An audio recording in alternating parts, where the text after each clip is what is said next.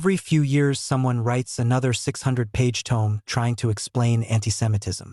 Economics, religion, envy, colonialism, capitalism, globalism, power imbalance, blah blah blah.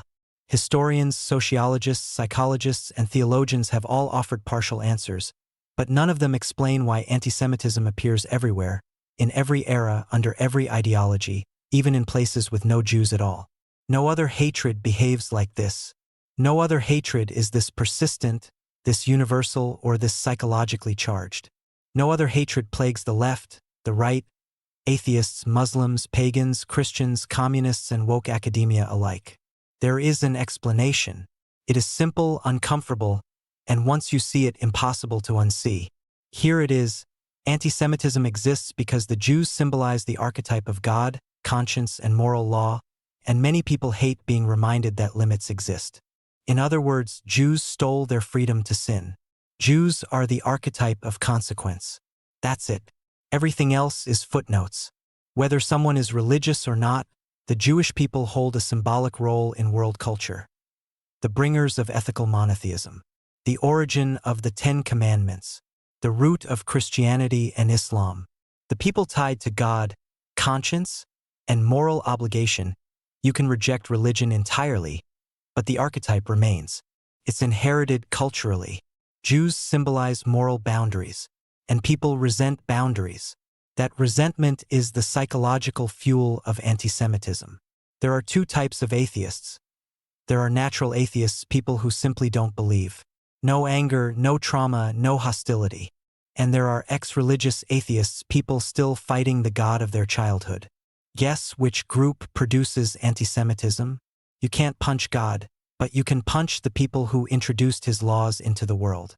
The hatred is displaced rebellion. Not against Jews as individuals, but against the symbolic father, the moral judge, the source of the law. Academics pretend this is a mystery. It's not. The psychology is very simple. If a person grows up with strict religious rules, guilt, pressure, and moral demands, and then rebels, they may try to kill the internal Judaism by attacking Jews externally. It's not politics. It's self-exorcism. An attempt to destroy the internal father figure by destroying its external symbol. Japan is the perfect control group. No biblical culture. No Christian guilt. No Islamic rivalry. No moral framework inherited from Judaism. No symbolic connection to Jewish law or prophets. Result? Almost zero antisemitism. Japanese readers once treated Protocols of the Elders of Zion like fantasy fiction, not political gospel. Produced nothing but amusement. They have no Jewish archetype in the cultural psyche. Nothing to rebel against. Nothing to project onto. Case closed. Indonesia has no Jews. Not historically, not demographically. So why is Indonesia one of the most anti-Semitic societies on earth? Because Indonesia inherited Islamic narratives. Jews as rivals.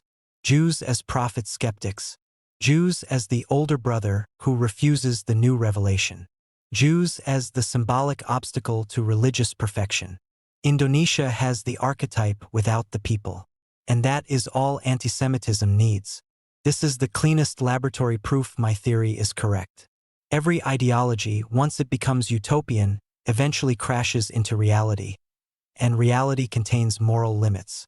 Jews symbolize those limits. So movements blame Jews for the existence of boundaries, failure of utopian dreams, resistance to absolute ideology. The reminder that human behavior has constraints. That's why the far right calls Jews subversive. The far left calls Jews white oppressors. Islamists call Jews enemies of God and killers of the prophets. Communists called Jews reactionaries. Fascists called Jews cosmopolitan poison. Woke activists called Jews white-adjacent colonizers. Different ideologies bounded by the same archetype. They are not fighting Jews. They are fighting limits and using Jews as the closest symbol of the thing they resent. And sometimes they make the anti-Semitism look like supernatural evil.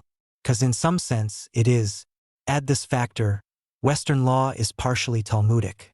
Academics know this but pretend otherwise. Western law overlaps heavily with Talmudic classifications, relies on Jewish concepts of justice and distinctions of intent, has the moral reasoning of the Tanakh on ethics of responsibility.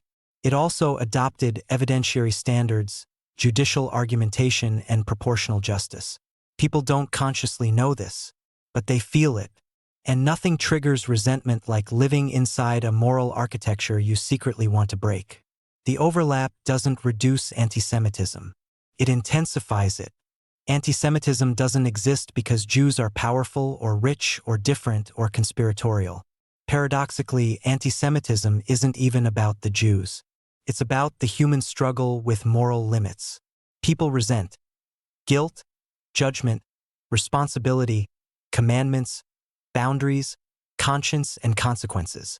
Antisemitism exists because human beings rebel against those moral boundaries, and Jews, through history and archetype, became the symbol of it. Once you understand that, the entire phenomenon stops being mysterious. It becomes predictable, and finally understandable. If you stayed here so far, here is why I think academia never produced this theory. Let's be blunt.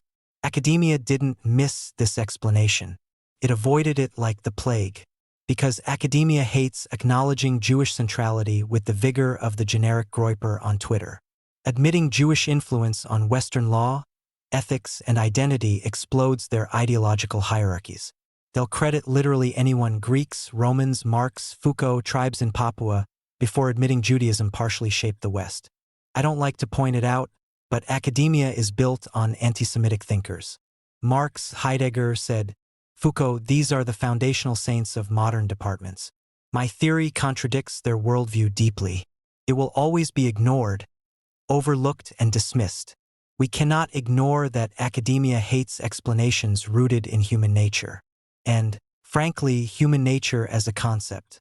If antisemitism comes from psychological rebellion against moral law, then it's universal and internal, not caused by systematic systems.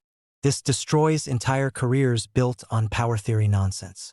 Academia is terrified of anything implying Jewish uniqueness, even when it's historically factual. It breaks their favorite ideological toys. Academia has subconscious and conscious anti-Semitic biases. They sanitize and intellectualize it with jargon, but the hostility and erasure are obvious. Academia requires conformity. I look for the truth. That's why I found the explanation they couldn't produce in a million years.